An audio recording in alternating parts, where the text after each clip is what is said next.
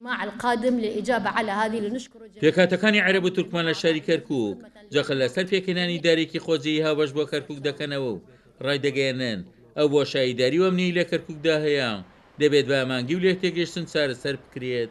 مؤكد يعني الإدارة المشتركة مهمة جدا لكركوك. بەدڵنیایەوە کەرکووک پێویستی بە ئیدارەیەکی خۆجێیی هاوبەش هەیە.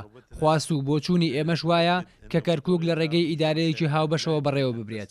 پرسی هەماهەنگی نێوان پێکهاتەکان پرسێکی گرنگە. ئیدارەی کەرکووک ناتوانرێت بەڕێوە ببرێت بە شێوەیەکی سەرکەوتوانە لەلایەن پێکهاتەیەکی دیاریکراوەوە.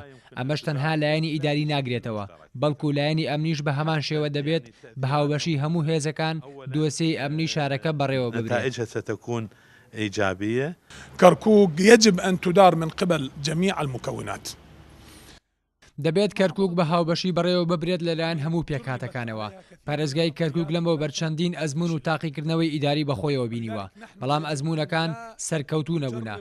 بۆیە ئێمە نابێت هەموو ئەزمونە هەڵەکان دووبارە بکەینەوە.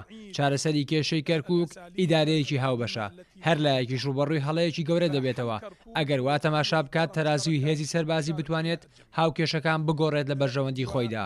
بۆیە ئەوەی بەنەفەسی سەرکەوتوو و دووڕا و مامەڵە بکات لە کۆتاییدا دەیدۆڕێنێت.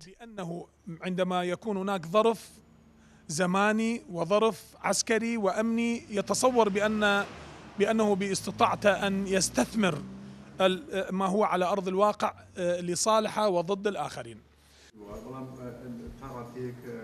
کادرێکی پێشکەوتووی کێتیش لە کەرکووک ڕایدەگەیەنێت ڕێگە چارە بۆ کێشەکانی دوای 16 ئۆکتۆبەر لە کەرکووک، پێکهێنانی دارێکی نوێی هاوبەشە لە کەرکووک کە هیچ پێکاتێک لە ویدارەیەدا فرامۆش نەکرێت.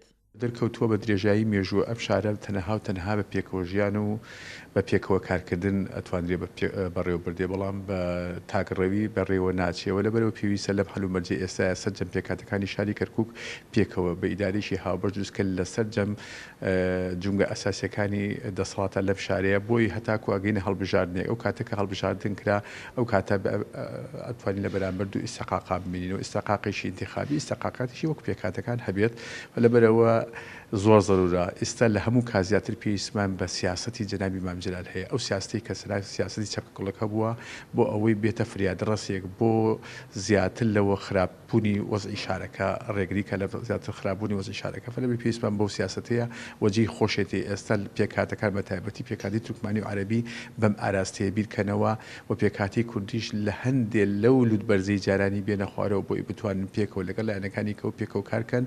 وەک چاودێرانی سیاسی ئاماژەی بۆ دەکەن مانەوەی هێزە سەربازیانی عێراق کە لە دوای 16 ئۆکتۆبەرەوە ڕویان لە کەرکووک کردووە بەندە بە پێکهێنانی داری هاوبەش لە کەرکووک.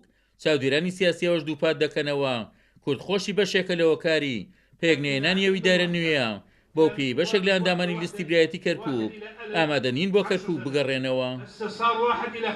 خواست و داواکاری پێکاتەکانی ئەم شارەیە کەرکووکی دارێکی هاوبەشێ بێت و مەلەفی ئەمنی شارەکەش هێزێکی هاوبەش بەڕێوەی ببات کە ئاسایش و پێشمەرگەش بەشێکی ئەو مەلەفە بن. عومەر غەریب، کورسات نیوز، کەرکووک.